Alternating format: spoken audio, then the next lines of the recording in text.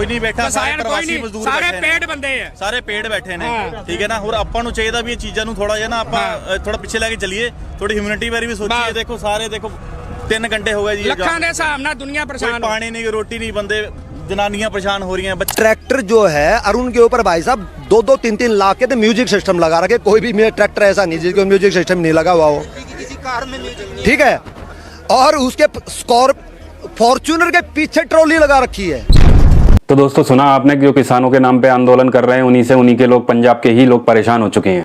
वो इस बात से परेशान है कि किस तरह इनने बॉर्डर को क्लोज करके पूरे पंजाब को ही देश से अलग कर दिया। वो इस बात से परेशान है, खुद को किसान कहने वाले ये लोग ब्रांड न्यू ट्रैक्टर ला करके उस पर लाखों का म्यूजिक सिस्टम लगा करके बॉर्डर को जाम कर रखा है, सड़कों को जाम कर रखा है।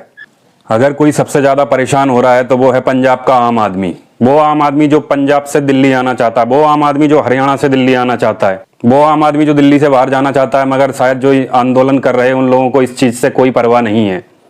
आज के इस वीडियो में हम अपनी तरफ से इस आंदोलन पर कुछ भी नहीं कहने वाले। ना हम ये कहेंगे कि आंदोलन कर रहे इन लोगों में कुछ खालिस्तानी एलिमेंट भी हैं। हम ना ये कहेंगे कि आंदोलन कर रहे इन्हीं लोगों से पंजाब का आम आदमी परेशान है।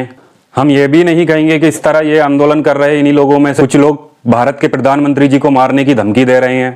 और हम ये भी नहीं कह रहे कि कुछ लोग पंजाब को काट करके पाकिस्तान में मिलाने की बात कर रहे हैं। हम इनमें से कुछ भी नहीं कहने वाले। हम आपको सिर्फ इतना दिखाएंगे जो सड़कों पर हो रहा है और जो आम लोगों ने देखा है और वो खुद बोल रहे हैं। तो आइए दोस्तों वीडियो शुरू करते हैं। सबसे पहले हम इन जनाब को सुनते हैं जो कह रहे हैं कि आंदोलनकारियों पर शक करना क्यों जरूरी हो गया है। दिल्ली ਦੀਆਂ ਸੜਕਾਂ ਤੇ ਰੌਲਾ ਪਾਉਂਦੇ ਆ ਜਿਵੇਂ ਅਸੀਂ ਇੰਦਰਾ ਗਾਂਧੀ ਚੱਕਦੀ ਐ ਮੋਦੀ ਨੂੰ ਚੱਕ ਦਿਆਂਗੇ। ਹਾਲਾਤ ਖਰਾਬ ਕਰਦੇ ਕਿ ਨਹੀਂ ਕਰਦੇ? ਅਸੀਂ ਖਾਲਿਸਤਾਨ ਬਣਾ ਦਿਆਂਗੇ, ਅਸੀਂ ਉਹ ਕਰ ਦਿਆਂਗੇ। ਉਹ ਤੁਸੀਂ ਦੱਸੋ ਵੀ ਉਹ ਉੱਥੇ ਕਿਸਾਨ ਬੈਠੇ ਆ, ਉਹ ਕਿਸਾਨ ਹੈ। ਇਸ ਕਰਕੇ ਅੱਜ ਸਾਡੇ ਨਾਲ ਹਾਲਾਤ ਇਹ ਬਣੇ ਆ ਜਿਹੜੇ ਸਿੱਖਾ ਗੁਰੂ ਦੇ ਉਹ ਐ नहीं करते ਹੁੰਦੇ। सुना आपने? वीडियो देख करके लग रहा है ये पंजाब के किसी गांव का ही वीडियो है। सुना आपने? ये भाई बता रहे हैं कि इनमें से आंदोलनकारियों में से कुछ लोग खालिस्तानी बनाने की बात करते हैं। कुछ लोग ये बोलते हैं जैसे इंदिरा गांधी को मारा गया था उसी तरीके से प्रधानमंत्री मोदी जी को भी मार दिया जाएगा। सिख भाई ने यह भी बोला कि इन्हीं लोगों की वजह से ये खराब हालत हुए हैं और हम बदनाम हो रहे हैं।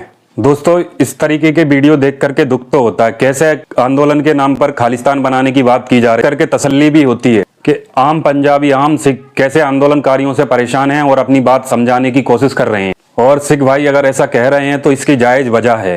कुछ लोग लाख कहें कि आंदोलन करने वाले लोग मोदी विरोधी नहीं हैं, बातों बस अपनी मांगे रख रहे हैं।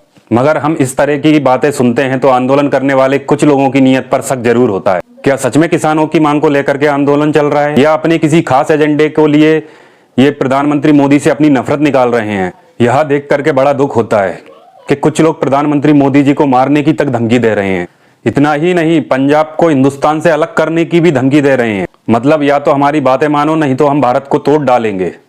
ऐसे लोगों को सुनकर के लगता है अगर मुद्दा एमएसपी का ही है तो इसमें भारत को तोड़ने की या मोदी जी को मारने की या पंजाब को पाकिस्तान में मिलाने की बात कहां से आ जाती है? ऐसा तो नहीं हो रहा है कि देश में ये पहला आंदोलन हो रहा हो।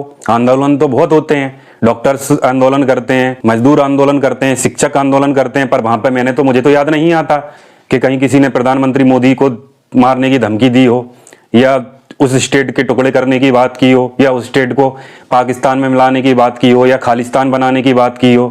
आज खुद पंजाब का ही आम आदमी पूछ रहा है ये कैसे किसान है, ये कहां से गरीब किसान है जो लाखों के ट्रैक्टर न्यू ब्रांड ला करके उनमें लाखों की म्यूजिक सिस्टम लगा करके सड़कों पर जाम लगाए हुए हैं, फॉर्च्यूनर के पीछे ट्राली बांध करके 6-6 महीने का राशन लेकर के बॉर्डर पर बैठे हैं।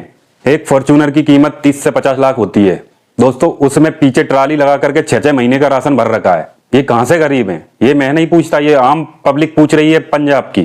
हैरानी इस बात की है कि गुस्सा इन लोगों को भारत सरकार से है, मगर इस आंदोलन के चलते सबसे ज्यादा सफर तो पंजाब का ही आदमी कर रहा है ना। आंदोलन के चलते पंजाब की अर्थव्यवस्था को रोजाना का 500 करोड़ रुपए तक का नुकसान हो रहा है। पंजाब से कारोबार करने वाले लोग दिल्ली जाने या अदर स्टेट में जाने के लिए लोग सफर कर रहे हैं, बहुत परेशान हो रहे हैं। हर जगह ट्रैफिक जाम है, हर जगह रोड बंद है। खुद पंजाब के अंदर इस आंदोलन के चलते कितने सारे लोग परेशान हैं। आप इन भाई साहब को सुनिए, ये बता रहे हैं कि ये कैसे कैसे अपने बीमार पिता को देखने जाना चाहते हैं पर जा नहीं पा रहे हैं, और वो जाना भी चाहते हैं तो आंदोलनकारी उनको जाने नहीं दे रहे हैं, रास्ता रोके हुए बैठे हैं।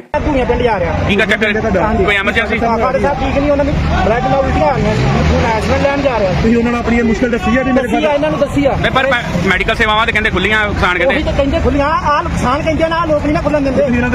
ਦੱਸਿਆ ਮੈਂ ਉਹਨਾਂ ਨੂੰ, ਕਹਿੰਦੇ ਨਹੀਂ ਲੰਘਣ ਦੱਸਿਆ ਉਹਨਾਂ ਨੂੰ। इस तरह के आंदोलन अगर रोड पे चलते रहे तो लोग तो परेशान होंगे ही, हत्या तो फैलेगी ही। पुलिस और किसान जब आमने सामने आएंगे तो कुछ लोग शिकार भी होंगे इस चीज का। आपको बता दें, किसान आंदोलन शुरू हुए 1 हफ्ते से भी ज्यादा हो चुका है। उसमें 3 पुलिस वाले कई अलग कारणों से मारे जा चुके हैं। ये वो पुलिस वाले थे जो बेचारे सिर्फ अपनी ड्यूटी कर रहे थे, जिनकी किसी से कोई दुश्मनी नहीं थी। उनको तो बस लॉ एंड ऑर्डर को बनाए रखने का काम था। वो अपनी ड्यूटी पर तैनात थे, उनकी किसी से कोई दुश्मनी नहीं थी। आप किसानों की हक की बात करते हैं, उनके एमएसपी बढ़ाने की बात करते हैं, यह कहते हैं कि इन किसानों के भी परिवार हैं। बिल्कुल सही है, मगर सवाल ये है 2021 के आंदोलन में कुछ पुलिस वाले मारे गए, 3-4 पुलिस वाले इस आंदोलन में मारे गए। क्या उनका परिवार नहीं था? क्या उनकी फैमिली नहीं थी? क्या वो 30-40 हजार रुपए की नौकरी में इतना कुछ करके दे गए अपने परिवार के लिए? मगर अफसोस, उन बेचारों के बारे में कोई बात तक नहीं होगी, कोई बात तक नहीं करेगा, ना मीडिया दिखाएगी। हर कोई, लगभग हर इंसान इस बात पे चुप्पी साध लेगा, पुलिस वालों मौत पर चुप्पी साध लेगा। हरियाणा टू दिल्ली बॉर्डर भी क्लोज है। हरियाणा के लोग भी इस बात से बहुत परेशान है, इस आंदोलन से बहुत परेशान है। लीजिए सुनिए इन भाई साहब को जो हरियाणा के ही रहने वाले हैं। जो ये आंदोलन चला, हमारे बच्चे नशे के शिकार हो गए, भुक्की के शिकार हो गए, चिट्टे के शिकार हो गए। हमने तो कभी यहाँ सुना ही नहीं चिट्टा क्या होता है। हम अपनी नस्ल, अपने भाइयों को, अपने बच्चों को बचाने के लिए इनका सपोर्ट नहीं करेंगे। अगर जरूरत पड़ी, पुलिस की भी हमें जरूरत नहीं है, हम गांव-गांव जाएंगे, व्यापारी भाइयों को इकट्ठा करेंगे, खुद रोड घेरेंगे, पर दिल्ली नहीं पहुंचने देंगे। एक आम हरियाणवी की बात सुनी है आपने। सच कहूं तो हमको भी इस बात का पता नहीं था, मगर इन्होंने बताया कि पिछली बार जो 2021 में आंदोलन किया था, उसमें किस तरीके से इनके बच्चे नशे का शिकार हुए थे, चिट्टा का शिकार हुए थे, ड्रग्स का शिकार हुए थे। 2021 के आंदोलन से पहले हरियाणवी लोगों ने इन चीजों का नाम तक नहीं सुना था। इसलिए इस बार आंदोलन कर रहे हैं लोगों को, ये खुद रोकेंगे दिल्ली जाने से, दिल्ली नहीं पहुंचने देंगे। मतलब ये वो लोग हैं जो पंजाब बॉर्डर से लगे हुए होने के कारण पिछली बार के आंदोलन का दुख झेल चुके हैं। मगर जैसे मैंने पहले भी कहा कि कुछ लोग देश तोड़ने और देश विरोध की बात कर रहे हैं, तो कुछ लोग ऐसे भी हैं जो इनको समझाने की बात भी कर रहे हैं और जो समझ भी रहे हैं कि ये चीज गलत कर रहे हैं ये लोग। कुछ लोग ऐसे भी हैं जो खुलकर इनका विरोध कर रहे हैं। ऐसा ही एक वीडियो और देखिए जो कुछ देर के लिए आपको दुखी भी करेगा और थोड़ी तसल्ली भी देगा। कोई हरकत करती ते साडे बच्चे बार्डर तो भज जाणगे, छोटे दोने चीन ते पाकिस्तान 10 मिनट दिल्ली दे विच नस पा देणगे। ये वीडियो अपने आप में एक बताने के लिए काफी है कि कैसे कुछ लोग देश को तोड़ने की बात कर रहे हैं, जो खुलकर के इन देश तोड़ने वालों को गद्दार भी बता रहे हैं। सच में यार, मतलब ये आर्मी जैसी यूनिफॉर्म पहन करके धमकी दे रहा है कि अगर हमने हमारे 6 सिपाही बॉर्डर से हटा लिए तो देश में 5 से 10 मिनट लगेगा पाकिस्तान को या चीन को देश के अंदर आने में। मतलब यह आदमी ये कह रहा है कि अगर तुमने हमारी शर्तें या हमारी मांगे नहीं मानी तो हमें देश से कोई परवाह नहीं, देश की सिक्योरिटी सिस्टम से कोई परवाह नहीं, देश की कोई परवाह ही नहीं है। और ये आदमी अगर कहीं सच में है ही रिटायर कोई फौजी है तो इससे ज्यादा शर्मिंदगी वाली बात कोई हो ही नहीं सकती। इससे ज्यादा आर्मी का अपमान और क्या ही हो सकता है कि अगर आपने बात नहीं मानी, आपने मांगे नहीं मानी तो सीमा पे तैनात हमारे लड़के हट जाएंगे। क्या बात है। ये बंदा ऐसा बोल करके क्या अपने ही सिख भाइयों की देशभक्ति पर सवाल नहीं उठा रहा? क्या वो ये नहीं बोल रहा है कि हम लोगों को अपनी डिमांड इतनी बड़ी है कि हम देश की सिक्योरिटी और सेफ्टी से भी समझौता कर लेंगे? क्या हम देश की सुरक्षा और सेफ्टी से भी समझौता कर लेंगे और बॉर्डर से पीछे हटकर चीन और पाकिस्तान को बॉर्डर से अंदर घुसा सकते हैं? क्या इससे घिनौनी बात कुछ और हो सकती है? मगर ये देख करके तसल्ली भी हुई है दोस्तों कि इस आदमी को करारा जवाब भी हमारे सिख फौजी भाई ने दिया है। मान लो वरना बॉर्डर खोल देंगे पाकिस्तान के लिए। ये सच्चा सिख नहीं हो सकता, ये गद्दार है। ये पैसे के लिए अपनी माँ बेच सकता है और बोल रहा है कि अगर आपने हमारी मांगे नहीं मानी तो हम बॉर्डर खोल देंगे, अपनी माँ को बेच देंगे। ये सिख नहीं है, ना हिंदुस्तानी है, ये गद्दार है। इसको सजा मिलनी चाहिए। हमारी ये सारी बातें आपके लिए थोड़ी हैवी हो गई हैं, तो चलिए आपके लिए थोड़ा सा मूड हल्का कर देते हैं। कोई अपनी मांगे ना मानने के लिए पाकिस्तान जाने की बात करता है और कोई पीएम को मारने की, और कई नमूने ऐसे भी हैं इस आंदोलन के बीच के उनको यही नहीं पता कि हम आंदोलन कर क्यों रहे हैं। सुनिए और अपना माथा पीटिए। क्या है फुल फॉर्म तो जी वो आपको पता है क्या है फुल फॉर्म? ना फुल फॉर्म नहीं जी, मानू पता है। जो एमएसपी है, जैसे आग नहीं लगाने देते ये, उसका केस डाल देते हैं। नहीं ये एमएसपी में नहीं आता है। उठा ले रे देवा, उठा ले रे बाबा। एमएसपी की मांग को लेकर आंदोलन कर रहे इन आंदोलनकारियों को यह भी नहीं पता कि एमएसपी होता क्या है। इसी से आप अंदाजा लगाइए कि लोगों का ब्रेन वॉश करना कितना आसान है। तो बस यह पता है कि आंदोलन करना है, मोदी को गालियां देनी है, ट्रैक्टर पे बैठ करके दिल्ली जाना है, पुलिस से भिड़ना है, मगर बेचारों को ये नहीं पता कि आंदोलन कर क्यों रहे हैं। अब बात करते हैं कि किसानों की सारी मांगे हैं क्या। वो मांगे मानना सरकार के लिए कितना प्रैक्टिकल होगा, उन मांगों का टोटल बजट क्या है। दोस्तों, इसको अगर डिटेल में बात करेंगे तो वीडियो बहुत ज़्यादा लंबा हो जाएगा। अगर एक ही शब्द में मैं इस चीज़ का जवाब देना चाहूँ तो 40 लाख करोड़ रुपए किसान की डिमांड है। जी हाँ, मगर इस बारे में कोई सबसे बेहतरीन और समझदारी वाली बात कही है तो ये अंकल जी ने कही है, सुनिए आप। कहता हमारा अन्न मत खा, ठीक है भाई, किसान का अन्न नहीं खाएंगे, लेकिन जो कपड़ा बना रहा है अपनी बहन बेटियों से बोल उतार कपड़ा, ये नहीं होता।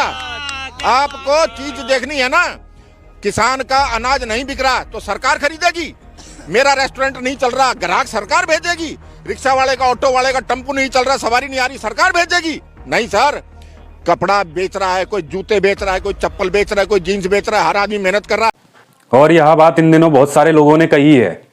अगर किसान एमएसपी बढ़ाने की बात कर रहा है तो कुछ फसलों के लिए ये बात समझने के लिए भी पॉसिबल है, मगर जब किसान सभी 23 फसलों के लिए एमएसपी की मांग करता है और बाकी शर्तें भी रखते हैं तो सवाल उठता है कि सिर्फ किसान ही क्यों। काम तो कोई भी बड़ा छोटा नहीं है। किसान अगर देश का पेट पाल रहा है तो एक रिक्शा चलाने वाला भी देश की सेवा ही कर रहा है, लोगों को यहाँ से वहां पहुंचाने के लिए। एक सब्जी वाला भी सब्जी जगह जगह जाकर के बेच रहा है तो वो भी देश की सेवा ही कर रहा है। एक ढाबे वाला अगर सब लोगों को खाना खिला रहा है तो वो भी देश की सेवा ही कर रहा है। अगर किसानों को एमएसपी चाहिए तो इन बाकी सारे लोगों का क्या कसूर है, फिर सरकार को इन लोगों को भी देना होगा।